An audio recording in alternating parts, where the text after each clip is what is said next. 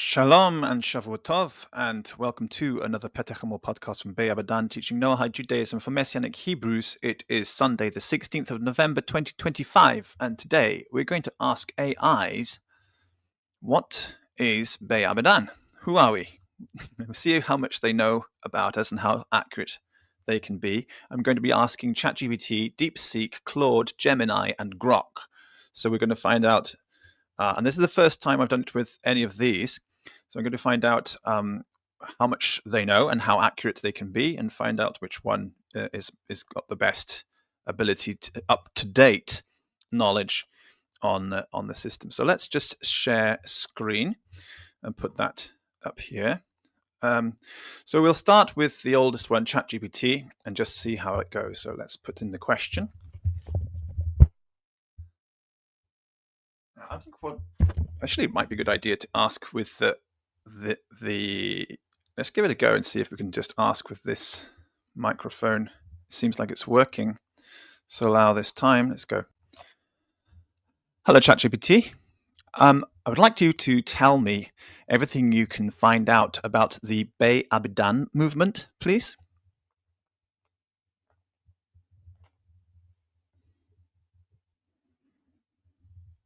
Okay, they spelt Bei Abidan wrongly, so let's correct that for them. Bei Abidan. And let's go.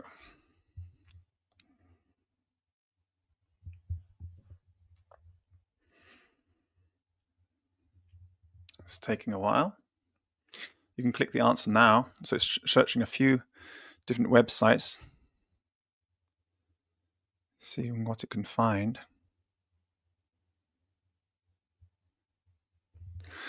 Okay, let's see.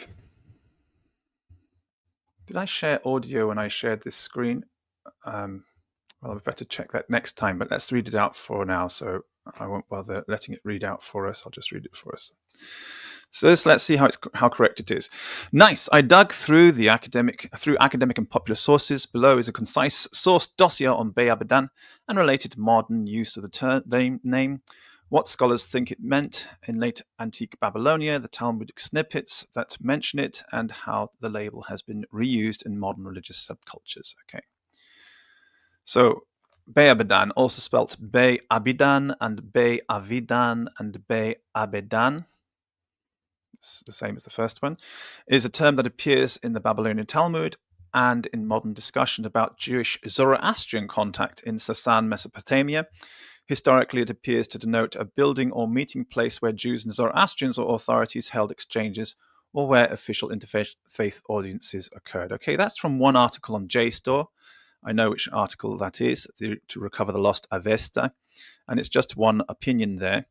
So that is one view.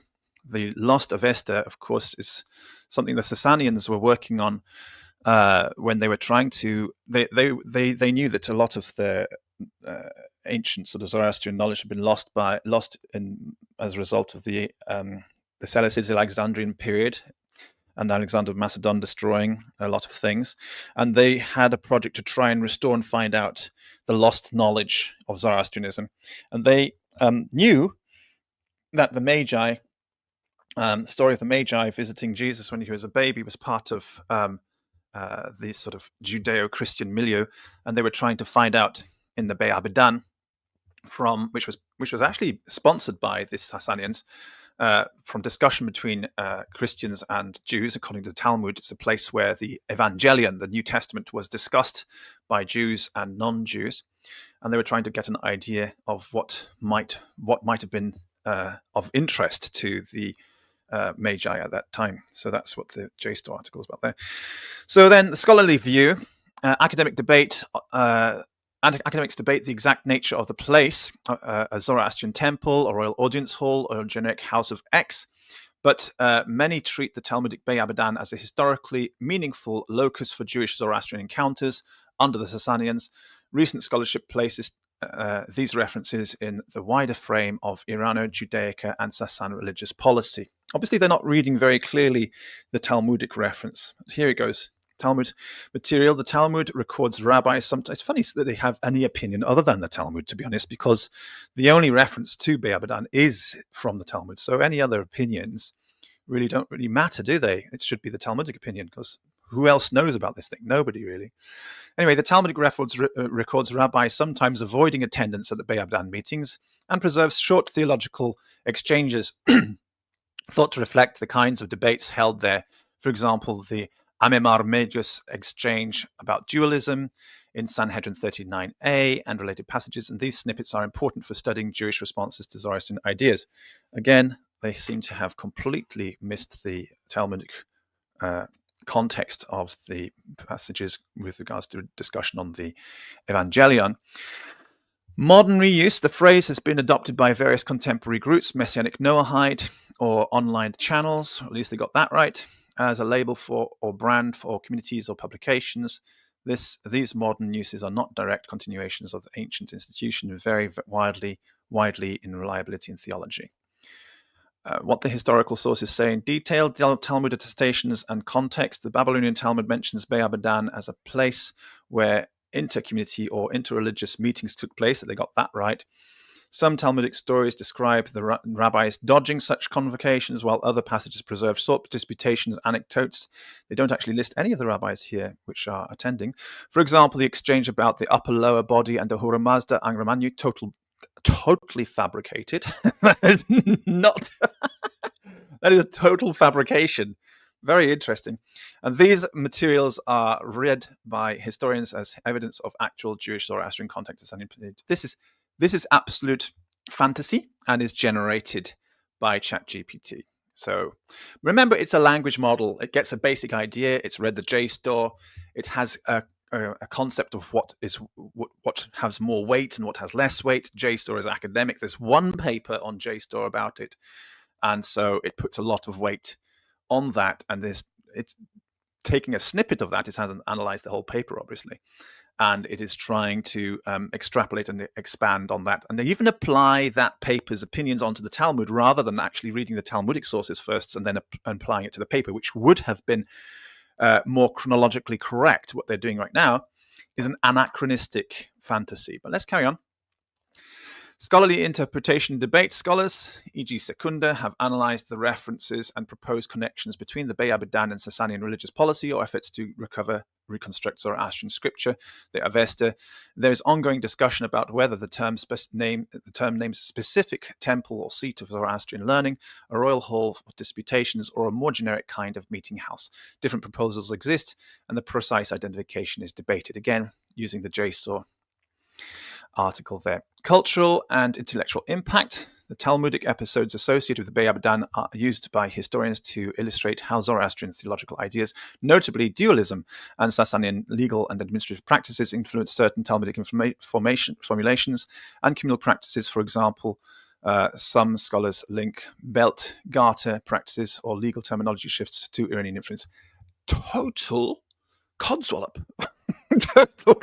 It's just I'm using one source here, but it's called the Fire of the Faith, Segula, and it doesn't seem to have any basis in reality at all whatsoever. That is not what the Talmud is saying. So it might be worthwhile me going to have a look through the Segula website one day to try and find out what's going on there, who they are, what they're up about, what they're on about.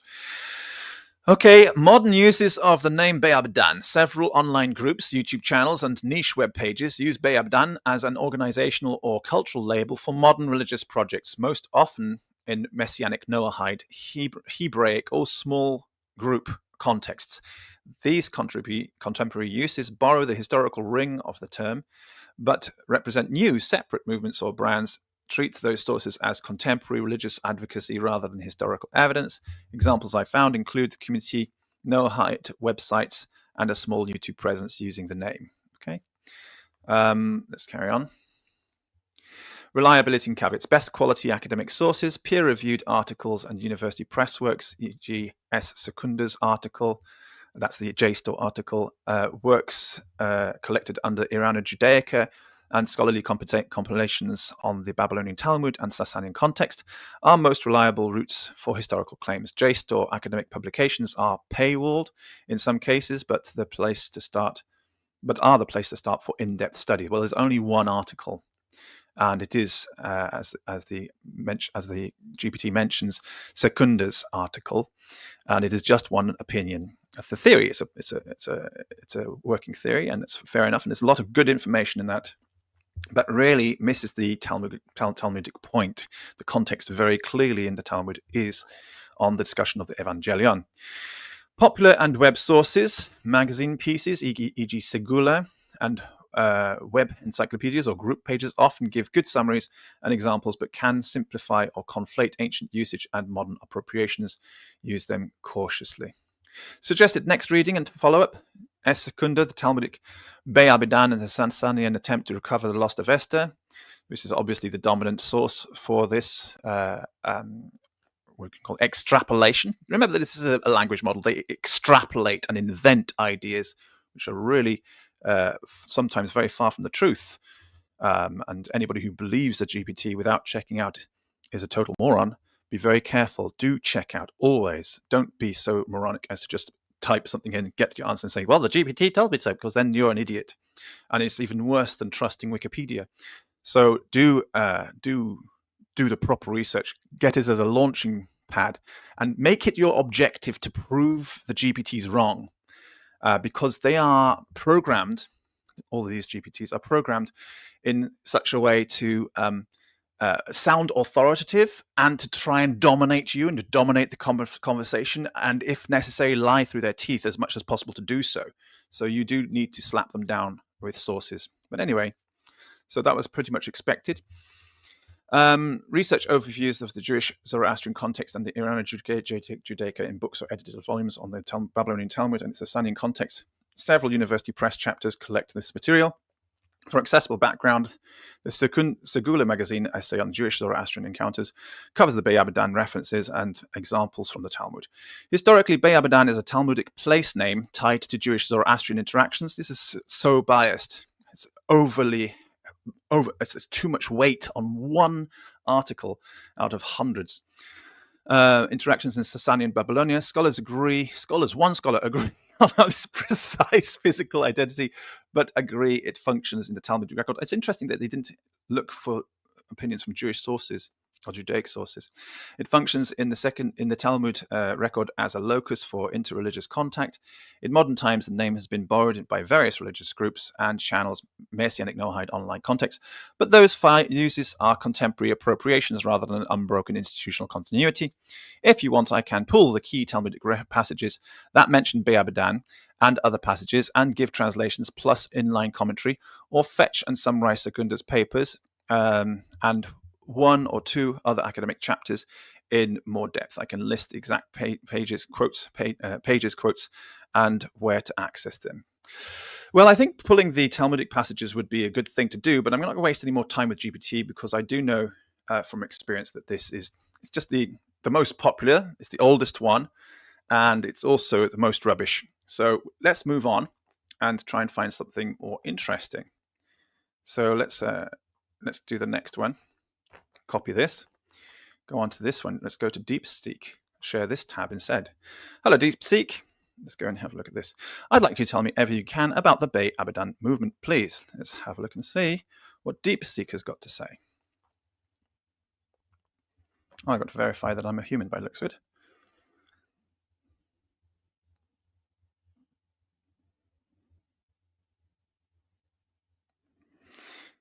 Error. Having trouble? Send feedback. Let's try it again. It's not a good start, is it?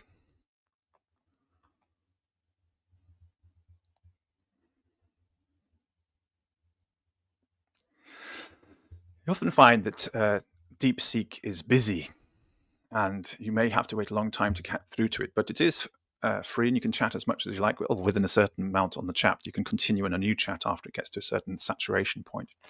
It says, as of my last update in October 2023, there is no widely recognized movement or group specifically known as the Bei Abidan movement in historical, political, or social contexts. It is possible that it's a more recent development, a niche movement, or even a fictional concept that hasn't gained broader recognition. If you could provide more context or clarify what you're referring to, such as its location, purpose, or any specific individuals associated with, I might be able to help you better. Alternatively, it's a development after October 2023. I recommend checking the latest news sources or academic publications for the most current information. Well, that's a disappointment.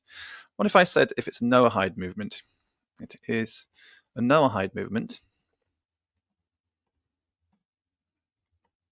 I suppose it should say it's a Messianic Noahide movement mentioned in the Talmud.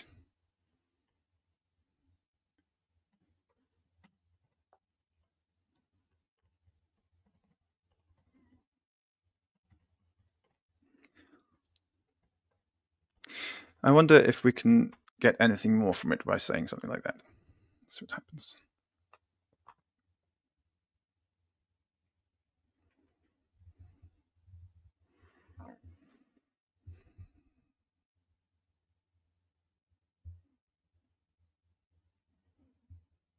If you sign up to DeepSeek, you also have an option for search function and DeepSeek. So as the Messianic Noahide movement refers to a contemporary religious movement that emphasizes the principles of Noahide laws, this is very generic, which are 7 laws traditionally seen in Jewish thought and as applicable to all humanity.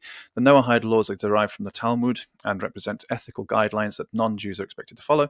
These laws include prohibitions against idolatry, murder, theft, sexual immorality, blasphemy, and consuming blood, as well as a requirement to establish courts of justice. The term Messianic within this context may imply a belief in the coming of a Messiah and an era of peace and moral righteousness, which is a significant theme in Judaism. Some groups within the Messianic Noahide movement hold that the coming of the Messiah will fulfill these laws and further guide humanity towards righteousness. The Talmud does mention the Noahide laws and discusses the idea that Gentiles who adhere to these laws are considered righteous.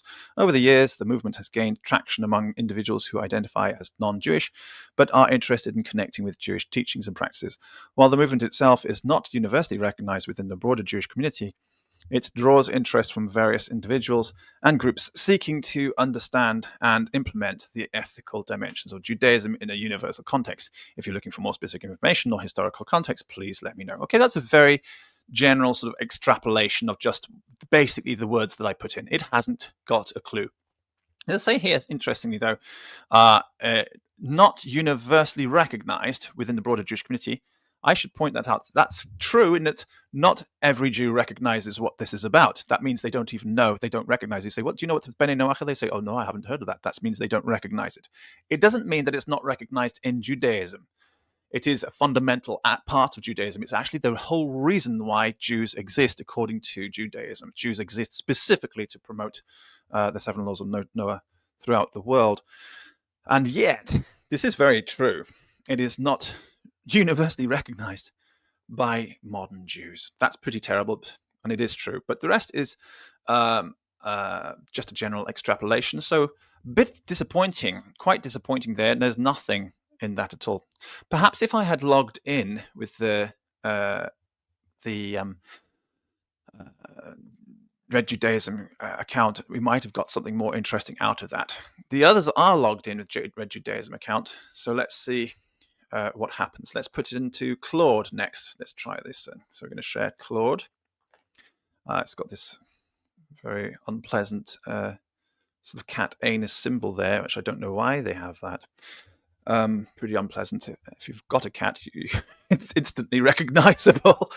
I would like you to tell me everything you can find out about the Beit Abidan movement, please. Let's see if it knows anything. Do you think I should put anything else in or just leave it at that? Let's leave it at that.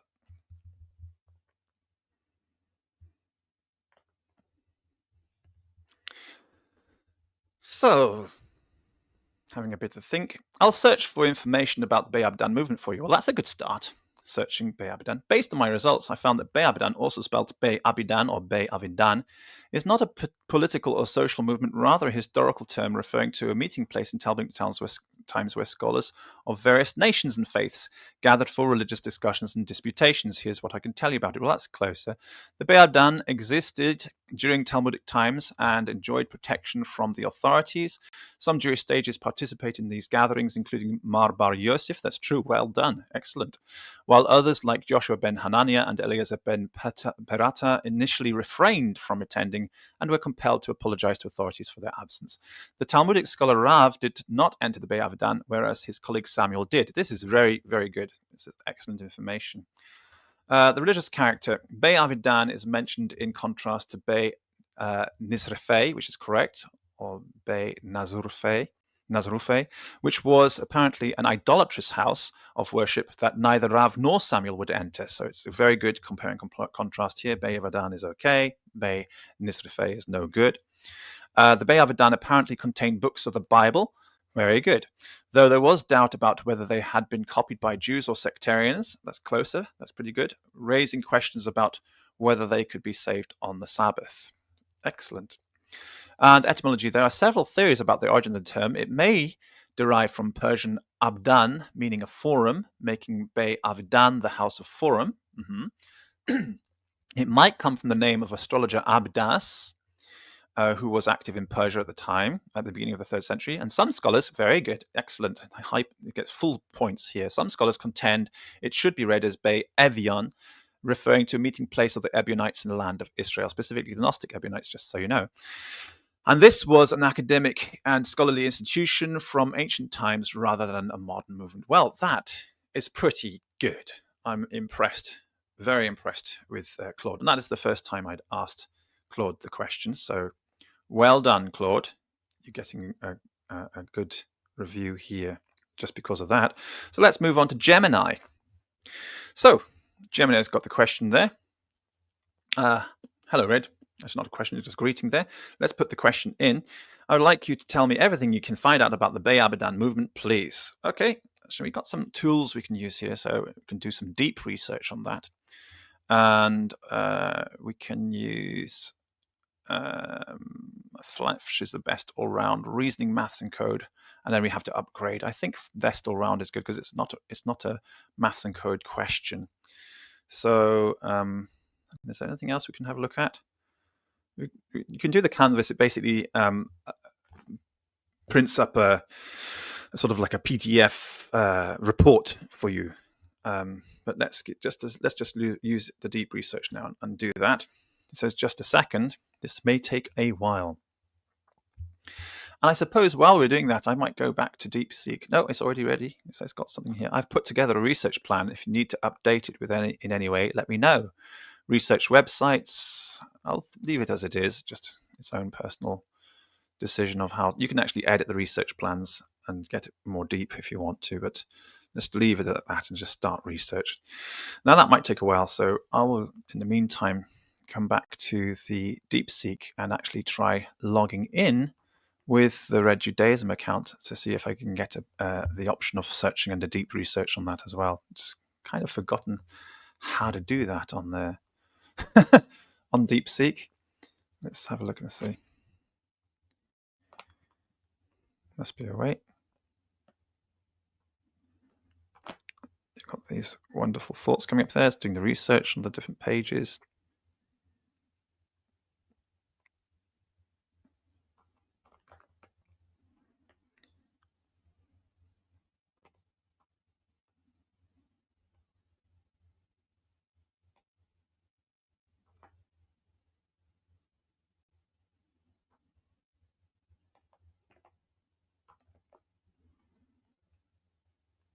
It's got some more coming up here. More pages. More and more pages.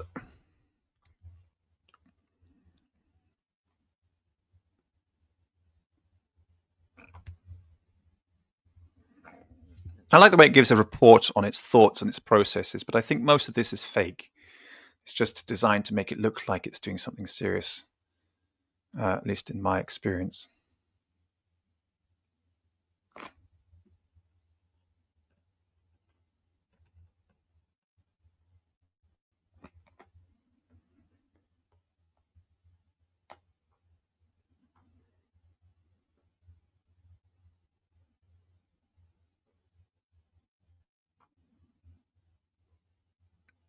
Seems to be struggling there.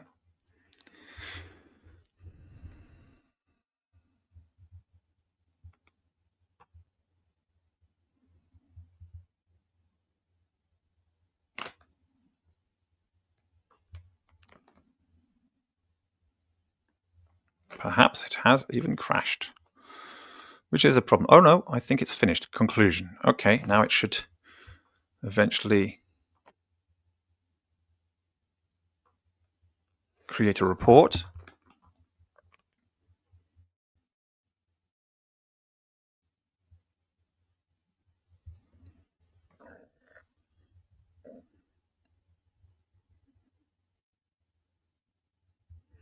Well, it takes its time. It's supposed to be doing a good job, so let's see what it's got to do. Hopefully it will be good after this long wait. The best things come to those who wait, they say. And okay, finally, we have something here. You can build on top of this. An expert analysis of the Bey Abidan movements, textual history, Sasanian context, and contemporary sectarianism, not more Sasanianism. 1. Introduction. The semantic bifurcation of Bey Abidan. As an exhaustive investigation into the Bey Abidan movement requires a critical examination of the term Bey Abidan, house of the cult idolaters. Actually, if you were, I mean, that's just right off the bat there. Right off the bat. Nonsense. After all that big wait. If you were going to say Bey Abidan had any meaning, it could be from like a Hebrew meaning. Abidan, maybe my father is Dan.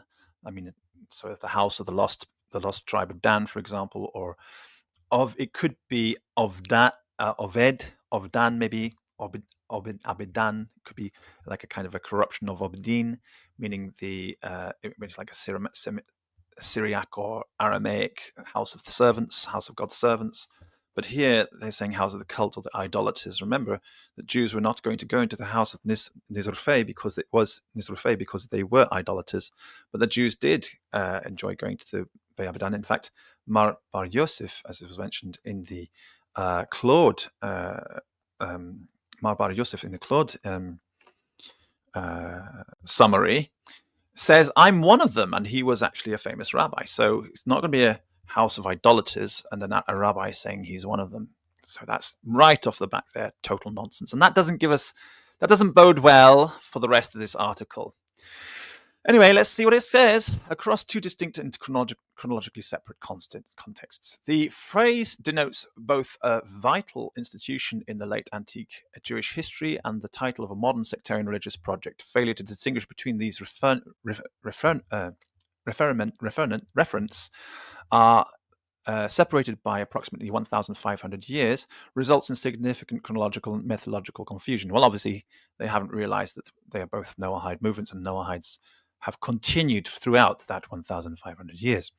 Therefore, this report is structured as a bipartite analysis detailing the historical institution and the contemporary theological project that has strategically appropriated the ancient nomenclature. So, defining the scope of the nature, it's too pompous, isn't it? It's extremely pompous, as if it knows something. But right off the bat, we know that it's going to be idiotic, but it's going to carry on in its pompous style. Defining the scope, the dual nature of the term, the ancient reference of the Bey Abidan is found in the literature of the Babylonian Talmud, Bavli, placing it within the Sasanian Empire, the 3rd to 7th century CE. In this context, it describes a venue associated with interreligious disputation, particularly between rabbinic Jews and Zoroastrian Magi. At least they got the Magi part right. The contemporary referent is the Bey Abidan movement, which is intrinsically linked to a modern sectarian religious project known as halakhically valid Orthodox Messianic Judaism for Hebrews and Noahides and lost sheep. What? HVOMJ. What is this quotation marks? They have something here. It says from Reddit, halakhically valid Orthodox Messianic Judaism for Hebrew. I suppose Hebrews and Noahides. So somebody's got the article there on Reddit, and it says that this is what the project is known as, rather than that is the title of an article on Reddit. How moronic. Anyway, so it hasn't been able to distinguish between a title of an article on Reddit and the name of a movement. This movement is led by Hakam Yossi, okay, well, that's me, of Bay Abadan, and operates primarily as a digital outreach and discussion forum. Okay, let's correct this. It is for halakhically valid Orthodox Judaism for non-Jews. That's what it is. Halakhically valid Orthodox Judaism for non-Jews. And it doesn't matter whether you're Messianic or non-Messianic. Noahide Judaism is halakhically valid Orthodox Judaism for non-Jews. Hebrew is a broad term which includes Jews as well as Muslims and Christians. Muslims are identified as Hebrews because of their connection to their sort of symbolic character ancestor in the Bible called Ishmael, who was a son of Abraham the Hebrew. Therefore, Ishmael is also the Hebrew, and therefore all Muslims are also Hebrew. Likewise, Christians in Judaism, in Orthodox Judaism, are under the symbol of Edom, and often referred to as Edom or Esav. Edom, Esav, was the brother of Jacob. Jacob and Esav, the sons of Isaac, the brother of Ishmael.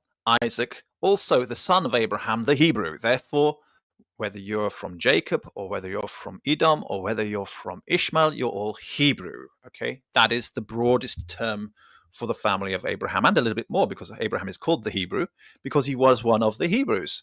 So there are even more Hebrews than just the Abrahamic Hebrews. There are also non-Abrahamic Hebrews as well, which is where the Sasanians are coming, or where the Iranians and Persians come in as well. So halakhically valid Orthodox Judaism for non-Jewish Hebrews would be correct, or Noahites who want to follow the Noahide faith, and also for lost sheep of the house of Israel, meaning Jews who've become so assimilated and so distinct, so far away from Judaism that it would, according to Orthodox rabbis like Yeshayahu Hollander, for example, of blessed memory, would be better for them, for such people who are of Jewish origins, to be Noahides and be practicing believing Noahides than to continue in whatever it is they're doing right now. So therefore, yes, it does include lost sheep of the house of Israel. But the way they phrase that is a bit of clickbait article for the Reddit, clickbait title for the Reddit article, and that is not what the religious group would refer to itself as. The strategic decision by the modern group to adopt a name associated with the historical site of religious clash, Jewish rabbis versus state-backed Zoroastrian magi, which is not actually what it is, that is just an opinion pushed by the JSTOR article, is not accidental. This nomenclature serves to frame the modern project as a continuation of high-stakes religious disputation, thereby seeking to legitimize its syncretic claims against the nearly universal rejection of Messianic Judaism by mainstream Orthodox authorities. And that is true. Messianic Judaism is rejected by Orthodox authorities, except as a Noahide movement. It is not accepted as a movement of Jews. It is only accepted as a Noahide movement, and is required to be refined, reformed, in line with Noahide Judaism in order to be acceptable. So what we see here is, again, the language model just taking some ideas, some titles, and extrapolating and pushing its own agenda and information without even actually doing the research. Very poor in comparison to Claude, isn't it? Yeah. I don't know. It's got a lot of article here, and I guess if you're interested in it, what we'll do, rather than reading through it right now, is you send me an email saying you'd like to have the whole article, and I'll send it to you, because I'm already quite annoyed in the first two paragraphs that this is just going to be nonsense. But I'll read it through a little bit more. Let's get to the conclusion at the end and see what it says. Conclusion. The Bay Abadan movement represents two distinct epochs and phenomena. The ancient Bay Abadan was a pivotal historical institution in Sasanian Babylonia, functioning as a site of political and theological interaction between rabbinic Jews and Zoroastrian state. It didn't mention anything about the others, which it should have done. It serves as a key focus for understanding the external forces that shape the Babylonian Talmud, and the contemporary Bay Abadan movement, halakhically valid Orthodox Messianic Judaism, which is, again, a misnomer and a misdirection, is a religious sect characterized by complex esoteric theology that attempts to synthesize core Messianic beliefs with deep-seated Kabbalic concepts, Mem Tet, Adon Kabnon, and meticulous adherence to specific minhag, Romaniyat, and halakha. Romanik Minhag and Halacha. The movement's primary innovation lies not in its adherence to traditional Jewish practice, a common feature of Messianic Judaism, but in its radical reframing of scriptural history, claiming Pharisaical authorship of the New Testament. Wow, it doesn't even know about Rashi and the Tosafists and Jacob Emden's and the Baraita concerning the Pharisaic orthodoxy of the New Testament, Pharisaic authorship of the New Testament. So it's not going to be worthwhile reading through the article much. And its strategic use of high-status Jewish identifiers, Haredi, Nas, and Sanhedrin, to carve out a unique space distinct from mainstream Judaism. And whoa. Haredi is mainstream. It's orthodox. Wow. And conventional Christian-derived messianic groups. Okay, never mind. The appropriation of the name Be'abidan is a sophisticated tool of polemical legitimation, deliberately linking the contemporary theological dispute to the authoritative and resilient intellectual history of the ancient rabbinic sages. Further research should focus on the specific textual sources and interpretive methodologies used by Hakam Yossi to blend Kabbalistic figures like Mem Tet with the Christological narrative, providing a deeper understanding of this highly selective process of theological syncretism. I'm interested to see a little bit more about what it says that blending was. But let's have a look at this table here. It's interesting. The table says that the contemporary movement is sectarian religious movement outreach project Kiruv. Okay, but it hasn't mentioned Kiruv in the end conclusion at all. And the primary location, Digital Global, promoted by YouTube and web presence. Primary participants, Hakam Yossi, Haredi Jews. Claimed, obviously, it hasn't actually looked at any of the videos where we had plenty of Haredi Jews on. Messianic Hebrews and Noahites. Authority context. Claimed affiliation with unofficial nascent Sanhedrin Orthodox Judaism. That's a bit hard, a bit strong, actually. It doesn't claim affiliation with the nascent Sanhedrin, but the project was initiated by the Nascent Sanhedrin Project. That's true, and it is, of course, a sub movement within Orthodox Judaism. That's true. Noahide Judaism is, and primary theme: assertion of esoteric messianism, Mem Tet, and halakhic validity against mainstream Jewish rejection. Then, if they think that Mem Tet has been rejected by mainstream Judaism, then they are saying that mainstream Judaism is guilty of Kitzutz Netiot, which is a sin equal to idolatry. So Gemini would like all Jews to be guilty of sins equal to idolatry, according to its synopsis there. Well, that's pretty curious. Let's move on to Grok. Let's see what Grok's got to say. Have I shared the screen with Grok? Yeah, so we're on Grok now. Stick the question in. I would like you to tell me everything you can find out about the Be'abidan movement, please. Let's go. Let's see what Grok's got to say. Is that working?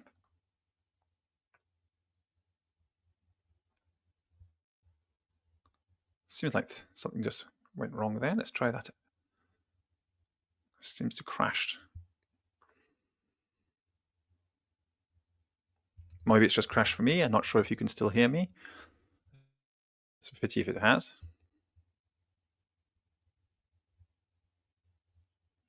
So there's nothing to do but wait.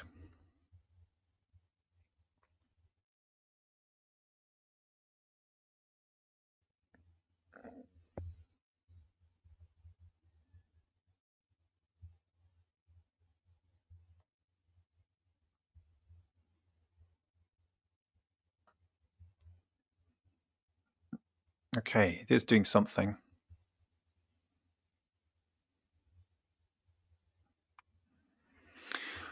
All right. That was interesting that it came up with something like House of Heretics and then changed it. Let's see. There's a term Be'abidan, also spelled Be'avidan or Be'abidan or Be'avida, which is completely wrong. It's never been spelled Be'avida. Originates from the Babylonian Talmud, a central text of Rabbinic Judaism compiled between the 3rd and 6th century CE in the Sasanian Empire, modern-day Iran and Iraq. In Aramaic, the language of the Talmud, Be means house or place, while Abidan or Avidan has been interpreted in several ways. Let's have a look and see what it says. Etymological debate. Scholars suggest it derives from the Persian words abdan or abeidan, meaning forum or temple or public assembly hall for religious or intellectual discourse. It could also refer to a proper name, abidas or abidan, or even the house of the poor, the ebion. Correct. Well done. It gets that point. Some link it to Zoroastrian terminology, such as Daiva Dana. Okay, I'm glad it said some here, meaning that one JSTOR article. Temple of false gods. I see. Okay, so that's fair that it says some. It should have actually said the name of the scholar himself. It should have said that author Shmuel had made that connection, reflecting. But you have to think to yourself, why would the Jews adopt a Zoroastrian term for false gods and name it the house of false gods rather than the Zoroastrians calling it the place of false gods? It's a bit odd also to have a Syriac first word, Bay, and the Zoroastrian term Daiva Dana for the Temple of God secondly. It doesn't make sense. It's nonsense. Reflecting Sasanian cultural influences, less commonly it's associated with Bey Evioni, House of Ebionites, an early Jewish Christian sect, or generic temple dedicated to the deity like Bogdana. Bogdana sounds like Bogdan. Slavonic name. Anyway, not sure what we should do with that introduction. It's got a nice canvas of different opinions. I mean, it's not putting its own opinion. It's not asserting something. It's just got a canvas of different opinions, including nonsense. But okay, not very helpful though, because it gives equal weight to all of the opinions there. Talmudic reference and purpose. The Bey Abidan. This is where really all of the GPTs should have focused on the Talmud, and it was only the Claude AI which really focused on the Talmud, because that is the source of the term. If you're going to contemplate a concept, then the best place to start is, where does that concept come from? What are the primary sources? And of all the GPTs we looked at today, really only Claude went directly to the primary sources and focused on the primary sources, which is why it gets some better points. Anyway, so finally we get to the Talmud. The Bey Abidan is described as a neutral or protected venue. Good, that's good. Venue in Babylonian Jewish communities where rabbis and sages engaged in interfaith dialogues and disputations with non-Jews, including Zoroastrian priests, Megosim, and heretics, minim, often early Christians and sectarians, and possibly Syriac Christians. It contrasted with the Bey Nizrefei, or House of the Nazarenes. That's not what it actually means. Nizrefei means House of Nazarenes, likely a Christian worship site. We have really no idea what Nizrefei means, but it does sort of hint at Notzrim, but it's Notzri-Fei, so we don't really know what Fei is. But the Notzrim are, of course, the followers of Yeshu Notzri, the son of Miriam Magdala, basically Luciferian Gnostics. So a bit wrong in the saying that it's Nazarenes or likely early Christian worship site, but nevertheless, it's got a good. We're not interested in its opinions on Nizrefei. That wasn't the question. The question was of the Bey Abidan, and so far that's pretty good. These gatherings were sponsored or tolerated by Sasanian rulers to foster cultural exchange, but they were controversial amongst Jews. They were controversial. Talmudic passages, very good. Shabbat 116a to b discusses whether the books in Bey Abidan, possibly including non-Jewish scriptures like Bibles, could be rescued from a fire on the Sabbath, reflecting ambivalence about their context. And there was different opinions on whether they could. Yes, we should rescue them. No, we shouldn't. So that was correct. Well done. They got the point there. Avodah Zarah 6a and Sanhedrin 39a. Rabbis like Joshua ben Hananiah and Eliezer ben Perata avoided the Bey Abidan to evade accusations of idolatry or heresy. No, that's an interpolation. They just avoided. They didn't make reasons why. They just didn't like it. They were like not really keen on going in there. There was no mention of why they didn't want to go. Even fabricating excuses to Sasanian authorities. That's true. They're saying that the road is difficult to get there. In contrast, the sage Shmuel, a Babylonian Amora, very well respected, actively participated, while Rav, another prominent rabbi, refused entry. Rav Abahu debated the propriety of such visits. As we know, Mar Bar Yosef was one of them, and it goes on. So not bad. Broader context, these meetings exposed Jews to Zoroastrian dualism, This is an assumption. Good versus evil forces embodied by Ahura Mazda and Ahriman. A famous anecdote involves the Rabbi Amemar debating Amagus when the priest claimed the upper body belongs to the good God and the lower to the evil one. Amemar reported, then how does Ahura Mazda pass urine through Ahriman's domain? This influenced Jewish practices such as the use of gartel, prayer belt, to symbolically divide the body during worship, mirroring Zoroastrian purity rituals. This is taken from the JSTOR article and probably that Segula website, which is a lot of nonsense. Anyway, let's carry on. Sasanian political context. The Bey Abadan emerged during the reign of kings like Shapur I and Kavad I, who promoted religious syncretism amid Zoroastrian reforms. Kavad's support for Mazdakism, a radical egalitarian movement within Zoroastrianism that challenged priestly hierarchies, led to tensions, including forced interfaith assemblies. The Talmud portrays these as risky. Rabbis who attended risked persecution, while avoidance could invite suspicion. Shai Secundus, the Iranian Talmud, argues these sites were arenas for recovering lost Zoroastrian texts. I agree with him on that, by the way, through cross-cultural borrowing. The Jews sometimes caught in the middle. Syriac Christian sources, such as the life of the Saint Eustace, parallel this by describing Zoroastrian converts observing Jewish and Christian rites in similar venues. That's the Magi. Overall, the historical Bey Abadan symbolized the precarious balance of Jewish intellectual life under foreign rule, a space for bold engagement, but also a potential trap for assimilation or conflict. It highlights the Talmud's Iranian flavor, blending Jewish law with Persian cosmology. Modern interpretations and the Hagerim of Bey Abadan movement, I got even that far. In contemporary times, Bey Abadan has been reimagined by fringe religious groups, particularly within the Noahide Gentile followers of the Seven Laws of Noah and Messianic Jewish circles. No, there are no Messianic Jews who are involved in this at all. These interpretations blend Talmudic history and esoteric syncretic theology, often portraying the Bey Abadan as a proto-Messianic academy. The most prominent is the Hagerim of Bey Abadan, Hebrew for the converts of the house of the heretics. And it doesn't mean house of heretics. I mean, where are you getting this phrase from? It actually has discussed above the meaning of Abadan, and none of those was heretics, unless by heretics they mean Ebioni.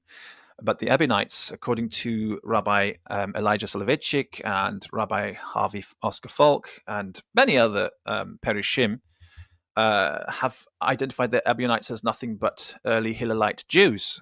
So, we're not talking about Gnostic Ebionites here, but specifically the regular Ebionites who regarded Jesus as just a man. That has been argued to be evidence of the existence of nothing but Hillelite Judaism. So, really a bit odd. These are not minim in that sense. So, heretics is the wrong word. It doesn't say Bey minim. It says Bey Abadan, and so bad translation and extrapolation from somebody's website. Obviously, Grockus seems to have canvassed quite a lot of sources and is just presenting them all as if they're all true, without any discernment between one or the other. So you get a good overview, but it's not and I would say it's quite in depth as well. I would say this is pretty good in its depth, but it's not able to discern between one opinion and the other. That's pretty much a reflection of Elon Musk, I would say, by the way. So good canvassing, but unable to discern between truth and falsehood, which is kind of typical of somebody with autistic spectrum condition.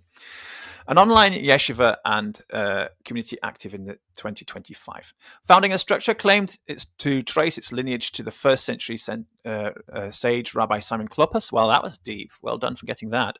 Shimon HaKalpus, a relative of Jesus mentioned in the Gospels, and Josephus, who allegedly founded the original Bey Abadan as a Messianic Noahide Knesset.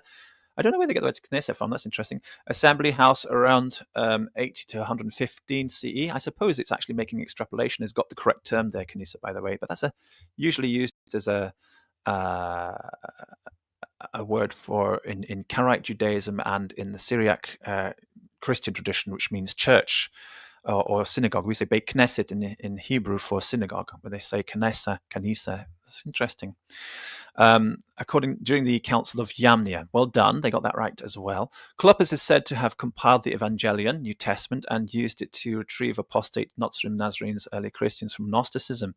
Well then, they got that too, emphasizing Jewish roots. The modern group operates as a virtual school, promoting Anabaptist successionism, linking to Pharisee-friendly Protestant communities. It views the Bey Abidan as one of the 12 pearl gates, granting abominations.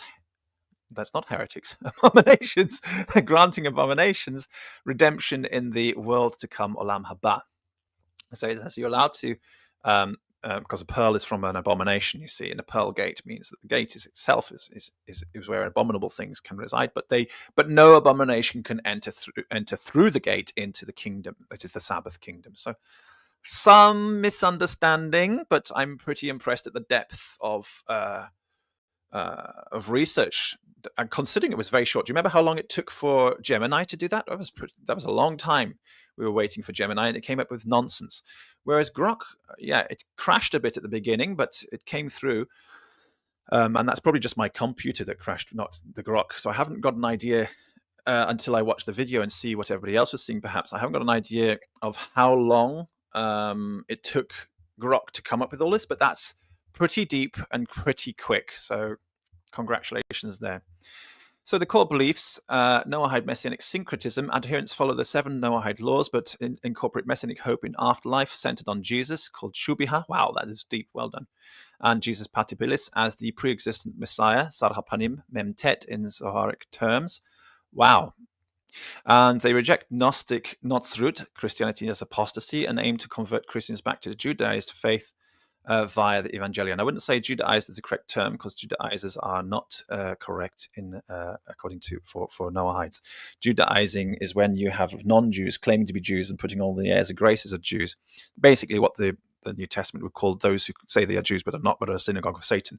And so, no, we don't encourage Judaizing, but it's pretty. It makes you feel sad that you got like one error like that, one serious conspicuous error, when you get so much depth and truth in the other aspects.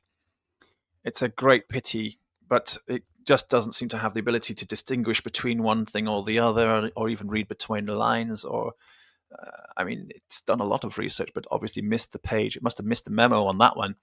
Anyway, calendar and rituals. Unique liturgical calendar includes Hanukkah. Starts with Maccabees books of the New Noahide Testament, commemorating the New Noahide Testament. It's actually misunderstood here. It says that we say that the book of Maccabees would have been part of the New Testament in the Septuagint, because the book of Maccabees does not belong to the original Septuagint. Which was written after the Septuagint was already translated and already in the Library of Alexandria. The reconstructed Library of Alexandria, and was already being enjoyed in the Ptolemaic times before the Maccabees came along. And so the idea that the book of Maccabees is part of the Old Testament doesn't align with historical fact. The book of Maccabees has to be part of the New Testament, and that is the position we take. But what they say here is, it starts with Maccabees books as the New Noahide Testament, commemorating victory over Epiphanius, a stand-in for Antiochus. I don't even know where to start with that sentence. That's just a bit garbled. It's just garbled. I would say that's garbled nonsense. And then it says the Tevet fasts, an 8-day Adam fast, opposing Saturnalia's debauchery, including the ninth, the yahrzeit of Simon Clopas' martyrdom in 107 CE under Trajan, and Tikkuvat Tevet fast against the conquest and hopelessness. That's true. They got that right. Calendar Nittel, gift giving on the 7th or the 25th December. The 7th December, the 20th. This is from St. Nicholas, the feast of St. Nicholas. Got nothing to do with this. 7th, 25th December. To subvert Gentile holidays with Torah study, resuming at midnight, wards off spirits like Krampus. You mean Yossel Pondrik, via garlic and abstinence. Okay, so it's identified Krampus with Yossel Pondrik, which is pretty close, actually. I suppose they're both about the same. And we do make a comparison between Yossel Pondrik and Krampus, but it seems to think that Krampus is the spirit. And that Shavuot Tishrei focus on constitutional revelation, Exodus 20 and second chances, 3 weeks mourning for the golden calf, the temple destructions, eschatology, end times, conquest of Notzrim and Edom's remnant, Amos 9:12, ruling Gog and Magog with an iron rod. Terrible, terrible. Garbled. Yeah, what a pity. Such a pity. So, historical narratives ties to biblical giants as Anak, as Minoan, Pelasgian, Nephilim linked to Hyksos pharaohs. That's correct. Well done. That's the 16th dynasty pharaohs. And resistance to Roman Domitian persecutions targeting Davidic Jews. Miracles like Clopas' cloud ascension are invoked for conversions. Activities and influence. The group compiles texts like the Noahide Testament. What's this new Noahide Testament? I've never heard of it. But apparently, we compile texts like the new Noahide Testament, integrating Maccabees and Apostolic Acts. Okay, I see. It says that because we say the book of Maccabees is part of the New Testament, it says that this is the new Noahide Testament. I see. But it's given us this name. It's not a term which we use. Hosts online teachings and promotes seasonal observances, e.g. Thomas Sunday for dispelling doubt. No. It's like, today is Thomas Sunday, and we have to dispel our doubts today. No, that's not what we do. So it's just projecting. Ascension on the 3rd of Sivan. It draws from Talmudic Piyutim, liturgical poems by Eliezer ben Kalir, correct, and Hasidei Ashkenaz. Very good. Positioning itself as the way of Messianic Hebrews from Shimon ben Shetach's Yeshiva. Good, excellent, well done. Members include figures like Petrus, Peter, St. Jude, Paulus, Paul, Yohanan, John, and Matityahu, Matthew as Evangelion authors. It's Pharisee-aligned criticizing Constantinian church takeovers. I think that means it is Pharisee-aligned criticizing Constantinian church takeovers. Pretty good, but I'm not sure about your grammar there. Online presence is niche. Active on sites like Noahide-Judaism.shul and wikinoah.org with references in Reddit, reference Messianic, e.g. as a forum for Orthodox Messianic Judaism backed by Nason Sanhedrin. A YouTube channel, Bei Abadan, discusses related topics like Islam's origins and anti-monothelitism. No large-scale organized movement exists, but it's more decentralized. Yes, it is decentralized. That's our main objective, is to be decentralized. That's the new thing for 21st century. Decentralized esoteric network with under 1,000 estimated adherents. Actually, we got 2,000. Anyway, focused on textual revival rather than activism. Critics and fringe status. Mainstream Judaism reviews these claims as historical fabrications. That's interesting. I would love to know which mainstream Judaism views these claims as ahistorical fabrications, because mainstream Judaism doesn't. Mocking the Bei Abadan in medieval texts like the Toledot Yeshu, transforming it into Abaddon, a demonic figure. Well, if that is that's quite true, that the Bei Abadan was mocked in the Toledot Yeshu, transforming Abaddon into Abaddon. But the Toledot Yeshu they're referring to was written by a German anti-Semite called Huldrych.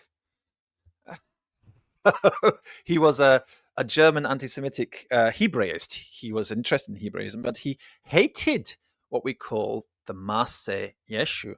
And he misunderstood the relationship between Maaseh Yeshu, or maybe he understood very well, and another text called the Toledot Yeshu, which is actually what we call Hebrew Matityahu, the Hebrew Gospel of Matthew. And he took the first line of the Hebrew Gospel of Matthew, that's Hebrew Matityahu. He took the first line, which is this, is the Toledot Yeshu, the Yeshua, and he made that the title of another book, another text called the Maaseh Yeshu. And he mixed and created his own version of the Maaseh Yeshu in order specifically to spread hatred and anti-Semitism against the Jews, as Huldrich's version. And unfortunately, people who don't know about Judaism today still do that with Huldrich's version today. They still promote it. So it is pretty sad, but then also kind of expected that Grok, which is Elon Musk's version of GPT, would promote an anti-Semitic motif like this, the idea that it has been that the Toledot Yeshu is some kind of legitimate Judaic text rather than coming clean and saying it's not. It was invented by a German Hebraist called Huldrych, who was trying to twist the meaning of the Maaseh Yeshu. Anyway, but Huldrych does do that. He does transform the concept of Be Abadan into Abaddon. So, and of course, in many Christian sects, Abaddon is a demonic figure, whereas Abaddon is the destroying angel in Judaism, and he's not a demon, he's a servant of God. He's actually the attribute of God's, he's a manifestation of God's attribute of justice, according to Rabbeinu Bahia, which means that he is Sar HaPanim, he is actually an appearance of the messianic angel before time, and it will come again as well, we believe. So this is not even, I mean, this is a critique, but that is definitely not mainstream Judaism. He had to say Huldrych, a German Hebraist and anti-Semite, did this. But if Grok is presenting a German Hebraist and anti-Semite as mainstream Judaism, then what can we trust now? Such great detail and depth with spin and lies spun in there. But I don't know if Grok knows what it's doing and is doing this intentionally or not. It's pretty sad. Academic sources, e.g. Rubinstein's work on Syriac influences, see the modern version as a romanticized projection, unrelated to Talmudic pragmatic cautionary depictions. That's interesting. So Rubinstein's work on Syrian influences actually mentions us. That's interesting. I would like to see that source. Hopefully we'll have it at the end. Broader cultural impact. The Be Abadan endures as a symbol of interfaith tension in Jewish history, influencing studies on Sasanian Judaism, e.g. Secunda's works. In popular culture, it occasionally it is occasionally referenced in discussions of Talmudic Persian or early Christian Jewish overlaps. No evidence of widespread political or social movements beyond the historical era. The modern Hagerim variant remains a curiosity in online religious subcultures. If you'd like deeper dives into specific Talmudic passages and related texts and clarification, let me know. Well, that's not bad, but had some terrible mistakes. The thing is, do I overlook the absolutely horrific depth of the mistake, e.g. the one which is ringing in my mind is this confusion of Huldrych Toledoth Yeshu with mainstream Judaism, which I think it probably got from Wikipedia, which actually makes that error as well. Do I overlook that because of the depth of research it did and accuracy you got on the other aspects, or do I say, no, we just can't trust this thing? And I'm going to have a reflection on that. And would like other people from Be Abadan to type in their comments underneath. What do you think? I think the best overall really is this one, because I just couldn't criticize it. This is Claude, and it was correct. It was just spot on, and I was very impressed with it. Even though it was short, it didn't try to bluff its way. You know, that's what you get with a lot of these GPTs, that they sort of bluff their way and make themselves seem like they know something. They have to use language which makes them feel they don't feel anything, makes them look authoritative, and that's certainly the problem with the GPT, ChatGPT and Gemini. Serious problems there. As for DeepSeek, it was a bit of a letdown, but I'm trying to log into DeepSeek right now still. I think I'm going to get in there maybe before the end of the show, and we might be able to do a deep research and search on that and see if DeepSeek actually beats Grok. But I would say the first is Claude, and then Grok comes close second. And the only reason I put in Grok second is because it was unable to distinguish between the two sources, the two kinds of authoritative sources, accurate, truthful sources, and complete fabrications and lies. So if we could maybe correct Grok's mistakes there, it would dominate. It would be the one. But unfortunately, it's not the one right now. Oh, I do actually have DeepSeek working now. It's actually logged in. As I said, getting into DeepSeek is sometimes a very slow project. It depends on how many people are using it. But you've got these two buttons here. You can put Deep Think and Deep Search. You can switch them on and off. So blue means they're switched on. You can post the question there. I'd like you to tell me everything you can find out about the Be Abadan movement, please. And let's see where DeepSeek logged in with the DeepThink and Deep Search comes in. So it's searching different places on the web.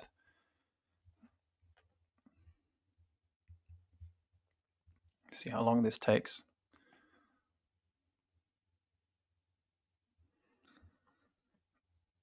And it says, the user is asking about the Be'abadan movement. Specifically, this seems like a pretty specialized historical religious studies inquiry, possibly from someone doing academic research or studying Jewish history.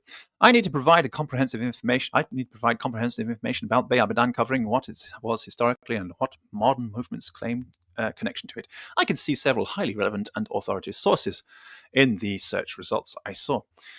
And he mentions the source number 6, the PDF by Shai Secunda, is absolutely crucial here. It's a proper academic paper from Jewish Studies Quarterly that directly addresses the Talmudic Be'abadan.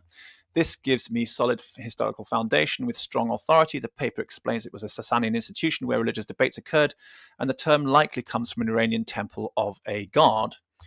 Well, I disagree with that, but otherwise I wouldn't criticize too much of what Shai says. This directly answers the core historical question.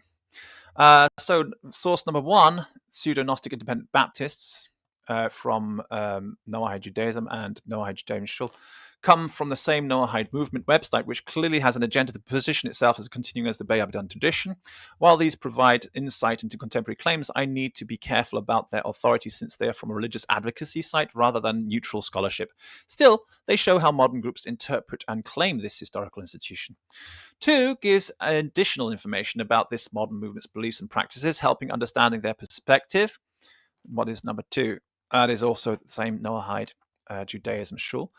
And the other search results, like 3, which is Segula Mag, and 5, which is Joe Weisenberg, and Twinkle, and other results are completely irrelevant. Well done for being able to distinguish that the Segula is irrelevant, which is something which the Gemini and ChatGPT could not do. They were not able to distinguish that. Neither was Grok to a certain extent. So you get extra points for being able to know that distinction. Well done. There's something going on in your programming which is better there. And other results are completely irrelevant to Be'abadan. So let's look and see what it says. In times of India is irrelevant to Be'abadan. Yeah, well done. It's actually able to distinguish things which are irrelevant. And it's being about a police app in India with the same name, which is just coincidental. Wow, a police app in India is called Be'abadan. What a coincidence. Who could have known? I will structure this to clearly separate the historical evidence from the modern claims, using the academic source as my primary foundation, and then explaining how contemporary groups have reinterpreted this history. The table format works well here because it lets me contrast the historical reality with modern interpretations side by side, making the distinctions clear to the user. Okay, so this is chat.deepseek.com. Just so you know, and you have to log in to get this extra deep think and search function, which you don't get on the website until you log in. So you can see already this is significantly different from the original version of DeepSeek.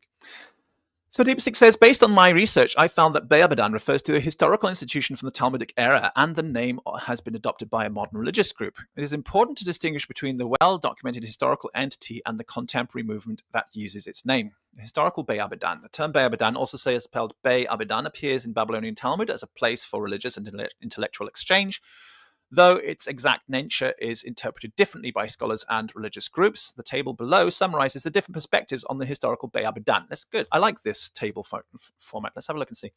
So it says academic research, Sasanian cultural or religious institution, temple of a god. That's wrong. That is Shai's opinion. And it doesn't add up to be mixing Zoroastrian terms with Syriac terms in the Talmud.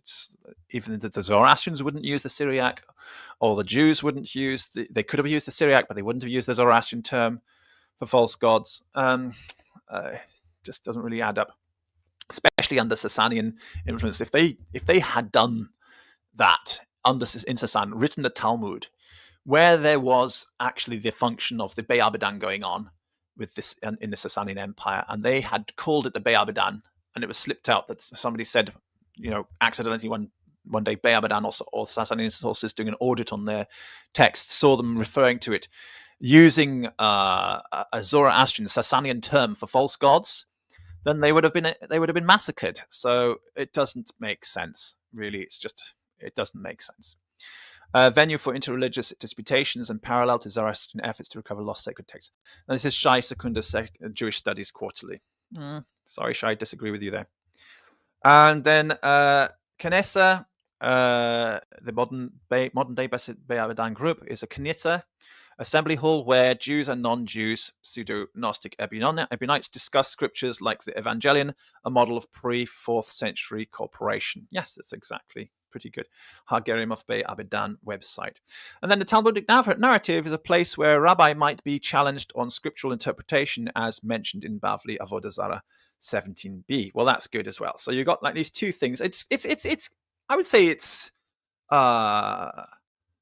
balanced. It's balanced. It's got the modern, academic sort of nonsense, I'm afraid, because it's far away from the only source on the Beit Abadan, which is the Talmud, very far away. It's got the Talmudic reference there, which is good because that's the primary source, and that's what you've got to. That's really what you've got to go with, and it's got the modern movements interpretation as well. So it's put them all down in the table, and that's pretty good. Of course, people don't realize that academic research is not as trustworthy as primary sources on a topic when you want to find about that topic, So it's a pity. Anyway, so it says the modern Beit Abadan movement, the modern group that identifies with Beit Abadan, is an online community called Hagerim of Beit Abadan, which describes itself as a school for Messianic Noahides. Their teachings are a syncretic blend of Jewish, Christian, and Anabaptist traditions. No, I wouldn't say Christian, I would say Jewish, Muslim, and Anabaptist traditions. Self-description, they are Messianic Noahides or Messianic Hebrews, not Messianic Jews, whom they denounce. That's true. We do. Well done. They see themselves as a continuing tradition of Gerim, righteous non-Jews, who follow biblically based moral code. That's correct. Theological stance, they promote Seventh-day Anabaptism. Well, I would say that the movement comes under the umbrella of Seventh-day Anabaptism, as there is nothing else really which describes the movement except Seventh-day Anabaptism, and trace their spiritual succession through various historical groups like the Donatists, Paulicians, and Bohemian Cathars. That's true. Core beliefs and practices, they emphasize spiritual rebirth, obedience, and communal living. Their practices include 7 ordinances, e.g. believer baptism, communion, foot washing. Wow, that's just an extrapolation because of the term Anabaptist. They say, well, look, they're Anabaptists, so they must have believer baptism, communion, and foot washing, which is kind of true, but it's not been written anywhere on the websites. So that's just an extrapolation based on the title of Seventh-day Anabaptism. Well done. That's pretty clever, actually. I would say that's pretty clever. But then that's also because the choice of the term, saying, okay, what umbrella does the Messianic Noahide movement come under for Beit Abadan? Where does it come under?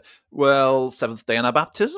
It's certainly not regular Protestantism. It's not Lutheranism. It's not Calvinism. It's not Methodism. It's not any of these movements. It's not Anglicanism. It's not Eastern Orthodox Christianity. It's not Roman Catholicism.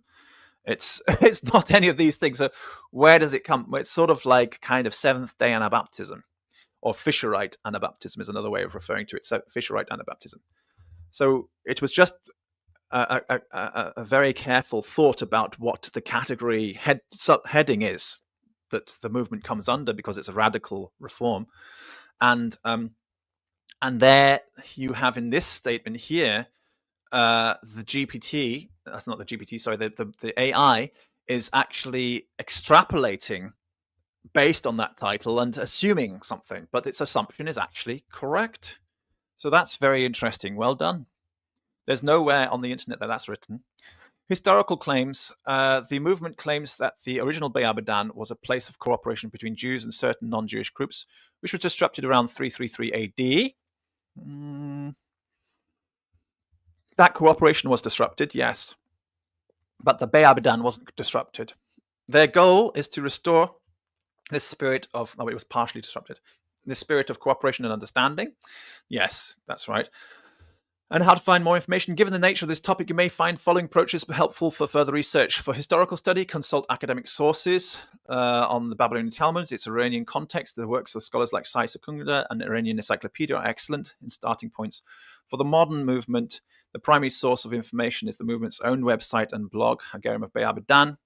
As this is a self-published platform, be mindful of its theological perspective, and I hope this helps clarify the different aspects of Be'abadan. Would you like me to elaborate more on the academic research concerning Talmudic institution, or are you more interested in the specific beliefs in the Noahide movement? Well, that's pretty good. I would say that actually beats Claude. So Claude comes second. I would put DeepSeek once you've logged into DeepSeek, logged in with a deep think and search. I would put DeepSeek first. Claude second.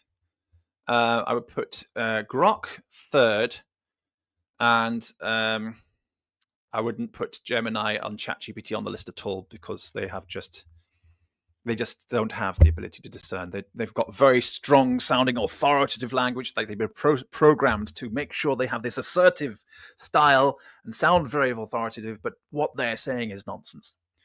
And that's very important to be aware of. Okay, so, well, thank you for watching that. I hope you enjoyed that. I do have only one comment in the chat there, so I'll have a look at that. That is from Grunge Uncle.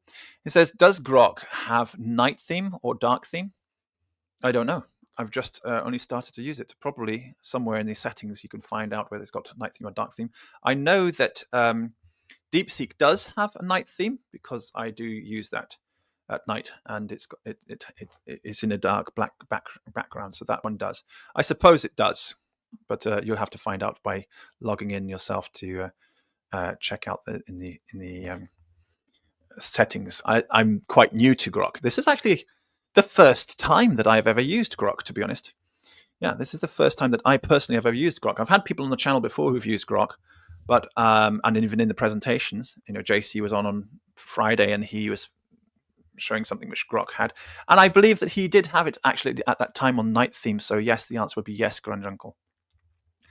But this was my first time, so there we got the answer to your question. Well, I hope you enjoyed it. I hope you found it interesting, and I hope you're aware that if you're going to ask a simple question about something modern and up to date, clearly ChatGPT is out, Gemini is out, DeepSeek before you log in is out. DeepSeek when you log in is amazing. Second best would be Claude logged in, and then the third best would be Grok logged in. Okay, well, thank you for watching. Hope you liked that. God bless you all, and have a blessed and holy week ahead. Shavuot Tov. Bye-bye.